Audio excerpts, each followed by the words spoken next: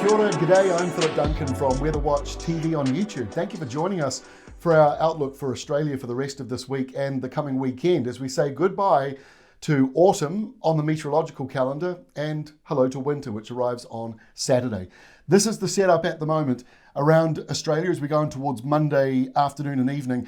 High pressure still parked over in the southeastern corner. That's why you're seeing the greens and the lighter yellows. That's a temperature map as well as the wind to show that it's a little bit cooler around here as we go in towards this evening. But obviously warmer elsewhere with that airflow still an easterly coming down here as a nor'wester.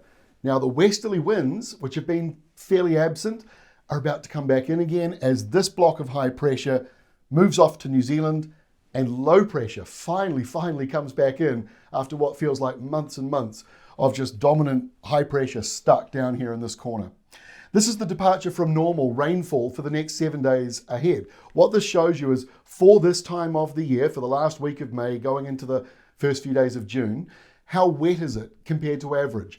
And you don't have to get too lost in this. Basically what you're looking for is all of this variety, because for the last several weeks, if not the last few months, we have seen mostly red filling in the entire continent and even out around the coastal areas. Now we're seeing real variety. So if you're seeing blue like that, this is the percentage over here of normal rainfall, not millimeters. This is percentage of normal on this side. So when you see the blue, you're up here around 300, 400, 500, 600% normal rainfall.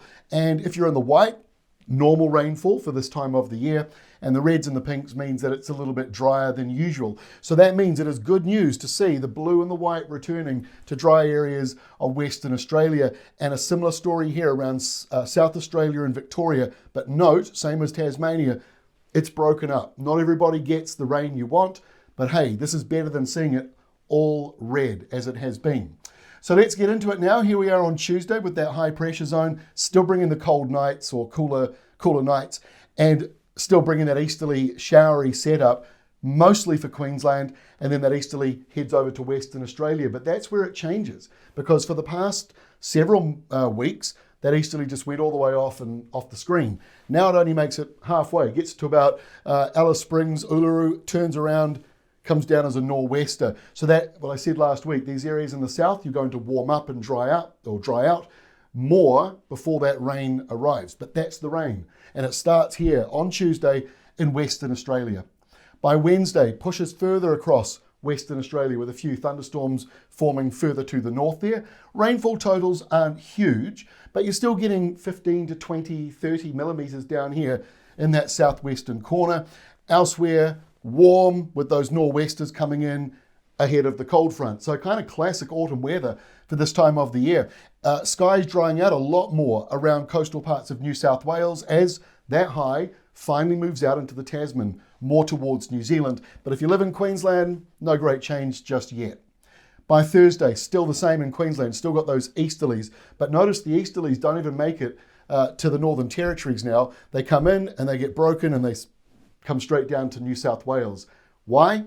The cold front. This big cold front coming in here. So this is bringing in wet weather. They could be up here around 15 to 30 millimeters, depending on where you are.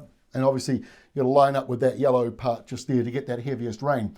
The cold front comes through here. Your temperatures drop in the southwestern side of Western Australia. Not much change up here further to the north though. And then over on the southeastern side, this is where things get a lot more interesting.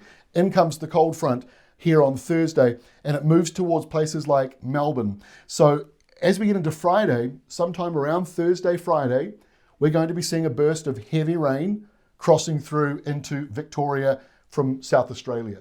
This does bring relief to some of you, not all of you. We'll show you the map in a moment to show the rainfall coming through. But at this stage, there is some helpful rain coming in to a large portion of the dry parts of Australia, as we talked about just last week. But this blue line here means it gets wintry behind it. So we go into Saturday, you're talking daytime highs in Hobart and Melbourne, potentially not making it into the teens. 10s, 11s and 12s as your maximum temperature. That means there'll be snow flurries along the mountains and the tops of the ranges. And we're seeing this rain extend all the way up to inland parts of Queensland. It won't be so huge up here, but you'll still get a little bit of that wet weather. And then behind it, guess what? Here comes the next cold front. moving back in again to the southwestern corner, basically from Perth southwards. That's where you'll get the better chance of that rain. And then this system moves further out to sea on Saturday. Our final map for Sunday shows cold air stuck around the southeastern corner here, but drying back out again for many of you. Look at the change over here around Western Australia. Look at that windy westerly straight off the Indian Ocean, bringing in wet weather and a weather pattern we have not seen, I don't think, this year, or at least it hasn't been very dominant. You mostly had the easterlies, now the old switcheroo, and you got the westerlies coming back in here again.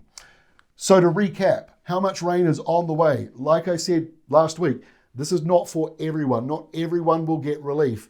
So places like Victoria, you've got some areas here in the blue that might only get 5 millimetres in the next 7 days. And then further over to the east, as you get towards the hills and the mountains, you could be talking 60, 70, 80 millimetres. And some of that falls as snow, obviously higher up. Parts of Tasmania in the mix there between 5 and 25 to 30 millimetres. Hit and miss. Again, the hills, the mountains, the ranges get in the way of that rainfall. But there we go. That is the forecast for the next 7 days ahead. It is good to see a change because I know many of you do want that change. But if you don't, if you're unhappy with this forecast, please let us know on YouTube and tell us why and where you live. It's always good to get everyone's perspective. That is all from me. We will see you again on Thursday with our next detailed update for Australia. Thanks for joining us.